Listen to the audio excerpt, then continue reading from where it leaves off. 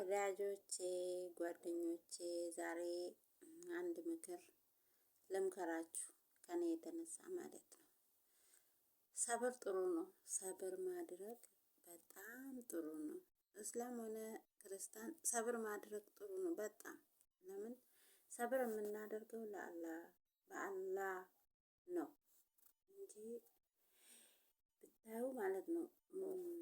ሰብር ያላደረገ ሰው ከአላህም አይደለም ከፈጣሪያችንም አይደለንም ማለት ነው። ሰብር ከሌለን ሁሉም ነገር ሰብር የሆነ ነገር ቢጠፋብን የሆነ ነገር ብንሆን ብንታመም የሆነ በቃ አለ አደጋ የሚደርስብን ብዙ ነገር አለ። ሁሉም ነገር ስመጣብን ፈጣሪ ያመጣብን አላህ ያመጣብን ስለሆነ አልሐምዱሊላህ ብለን ክርስቲያኑም ደግሞ ፈጣሪ ይመስገን ብሎ ሰብር ማድረግ በጣም ጥሩ ነው። በጣም ሰብር ከሌለ ሁሉም ነገር የለም። ሰብር ማድረግ ጥሩ ነው በሁሉም ነገር ላይ ማለት ነው።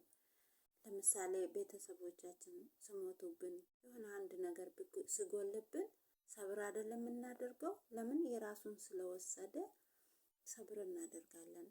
አሁንም ደግሞ የሆነ ነገር ስጠፋብን በቃ ከማበድ ጭንቅላታችን ከምንፈታ ተበሳጭተን ህመም ላይ ከምንወርድ ሰብር አድርገን ያ ረቢ አንተ ነህ ይሄን ያደረግከው ፈጣሪዬ፣ ስለዚህ አንተ ያረከው ሁሉ አልሐምዱሊላህ እግዚአብሔር ይመስገን እያልን ማለት ነው።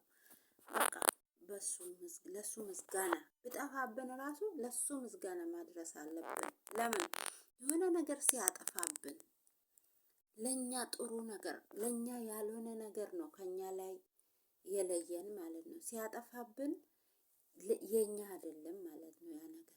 ለዛ ነው አላህ ከኛ ላይ የሚያርቅልን ፈጣሪ ከኛ ላይ የሚያርቀው ለዛ ነው። ስለዚህ የኛ አይደለም ያ ነገር። ገንዘብም ይሁን ለምን ገንዘብ አይጠፋብንም? ያ ገንዘብ ከጠፋብን ለምን ሚሊዮን 2 ሚሊዮን 3 ሚሊዮን የሚጠፋበት ሰው አለ። ለምን አይጠፋም? ያ ገንዘብ የሚጠፋው ምክንያት አለው። ፈጣሪ ለኛ ካላለ ያ ገንዘብ ይጥፋ። ለምን የኛ አይደለም ማለት ነው። ለኛ ግን አዘጋጅቶልናል። እዚህ ጋር በዚህ ዱንያ ላይ ያጠፋብንን በአክራ ይሰጠናል። አክራ ማለት በዛ አክራ ማለት የመጨረሻ ዘመን የት ነው የምንሄደው? መጨረሻችን ሞት ነው አይደለ? እዛ የሆነ ያዘጋጀልን ነገር አለ ማለት ነው። ስለዚህ በሁሉም ነገር ተስፋ አትቁረጡ፣ አልሐምዱሊላህ በሉ። እህት ወንድሞቼ አልሐምዱሊላህ በሉ። ክርስቲያኖችም እግዚአብሔር ይመስገን።